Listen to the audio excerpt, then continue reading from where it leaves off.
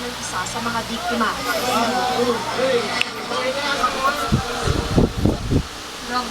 Hindi tumigil Saan yung ang landslide na rescuer yun? hanggat hindi Quezon City nakuha ang pangalan. labi ni Jethro Bailon.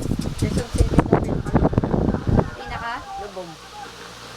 Johan. Mula sa pinagbukayan kay Jethro, nakakatakot sunod-sunod naman na tong batang nakuha to. ang katawan ng iba pang Oh! biktima.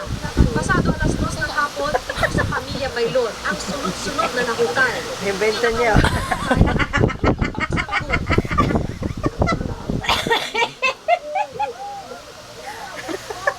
Matapos na ang mga rescuer. Sa bilang ni JC Bailon, siya ang nawawala niyang kaanak. Kaya posibleng may isa pang nawawala at hindi pa natatagpuan ng mga rescuer. Danger zone ang lugar na ito. Nagka-landslide na raw dito noong 2001. We were ready, knockout namin Sige pa. yan. And it's just really unfortunate na umabot sa atin itong mga pangyayari na to. Hindi naman natin inaasahan. Alam ni JC Bailon na delikado ang kanilang lugar. Kagating araw ay pinasok na ng tubig ang kanilang bahay at kinakabahan na ang kanilang buong pamilya.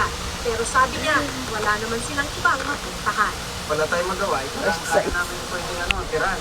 Kung pwede nga lang, gusto ko nang i-alisin sana yun. Kaya lang wala eh.